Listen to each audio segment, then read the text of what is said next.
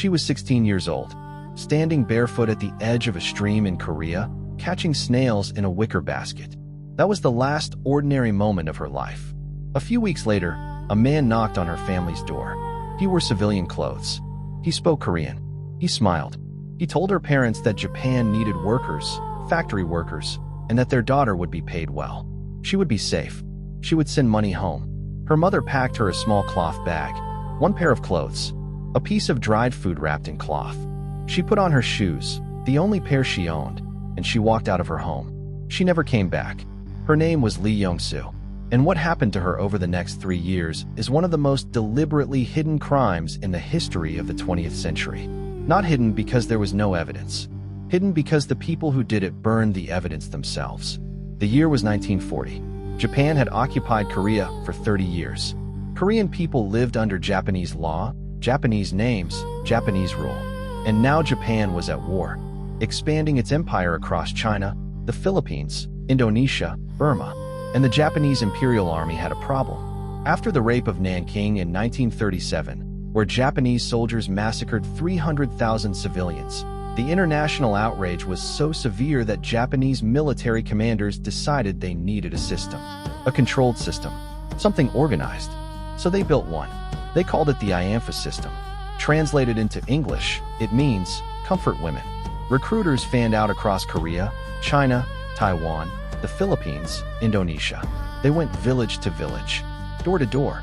They told families their daughters would work in factories, in nursing roles, in kitchens behind the front lines. Good money, safe conditions, home within the year. They specifically targeted the poorest families, families who had nothing, families who had no reason to say no. And when the lies stopped working, they stopped asking. Women were taken at gunpoint from their homes, snatched from the street, loaded onto trucks in broad daylight while neighbors watched and said nothing. Because what could they say? These were Japanese soldiers. This was occupied territory. By the time the girls realized what was happening, they were already on trains headed into China. What they arrived at was not a factory. It was a wooden building inside a Japanese military compound. Numbered doors down a long corridor. A straw mat on the floor. A small window too high to see through. A schedule pinned to the wall. They were given Japanese names. They were given numbers. They were listed in military records not as human beings, but as, and this is the exact phrase used in Japanese Army and Navy documents, units of war supplies. War supplies.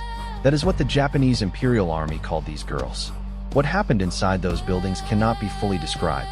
Survivors who later testified said they were forced to serve between 10 and 50 soldiers every single day.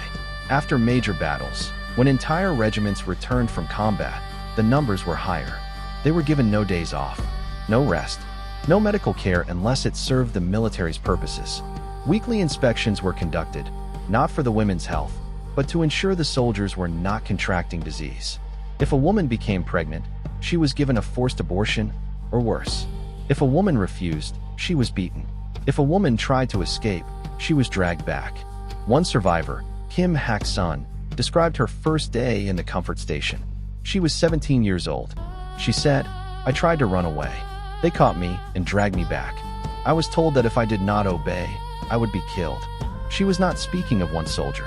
She was speaking of a system, designed, funded, managed, and operated by the government of Japan. This was not happening in one location.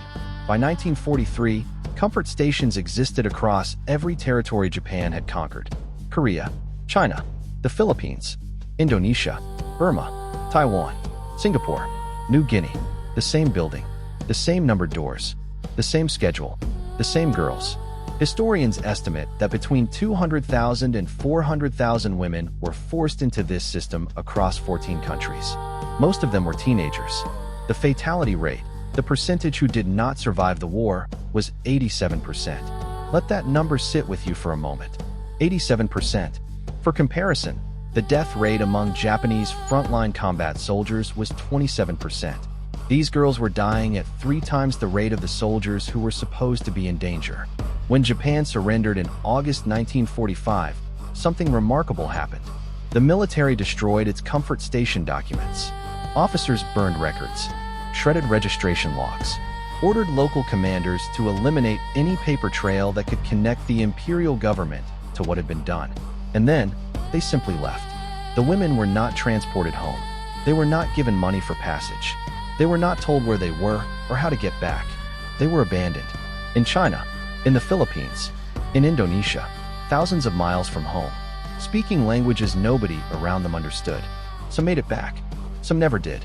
And those who made it home found that their suffering was not over, because they came home to silence. Korean society had taught these women that what had happened to them was their shame to carry, not Japan's, theirs. So they said nothing. For decades, they said nothing. They did not marry. Many could not have children. The physical damage was permanent. They lived alone in small rooms, in quiet poverty, carrying inside them a secret that the government of Japan was counting on them to take to their graves. And for 50 years, it worked. Until August 14, 1991. A 67-year-old Korean woman named Kim Hak-sun walked into a press conference room in Seoul. Microphones, camera flashes, journalists. She sat down. She folded her hands on the table, and she told the world her name. She described exactly what had been done to her, exactly where, by whom, under whose orders. She said, "I did not come forward because of money. I came forward because I want the truth written in history books before I die." Within weeks, 240 more women registered with the South Korean government as former comfort women. Then women came forward in China, in the Philippines, in Indonesia, in the Netherlands. They had all been waiting for someone to go first. What happened next is perhaps the most outrageous part of this entire story. Japan denied it. Government officials stood at podiums and told the world there was no evidence of coercion, that the women had gone voluntarily, that the comfort station system was simply a private business arrangement, nothing to do with the government. Then in January 1992, a historian named Yoshiaki Yoshimi walked into Japan's own defense agency archives and found the documents. Official Japanese military orders, signed, stamped, authorizing the establishment and operation of comfort stations, naming the commanding officers responsible. The documents Japan had tried to destroy had not all been destroyed. Japan issued a partial apology in 1993, but it never accepted legal responsibility. It never prosecuted a single officer. Not one. Lee Yong-soo, the girl from the stream, testified before the United States Congress in 2007. She stood in that chamber in her traditional Korean dress. She told American lawmakers exactly what had been done to her. Congress passed a resolution that same year calling on Japan to formally apologize. Japan called it inappropriate interference. Lee Yong-soo went home and kept fighting. Every Wednesday, for more than 30 years, survivors and supporters gathered outside the Japanese embassy in Seoul in what became the longest-running protest demonstration in the world.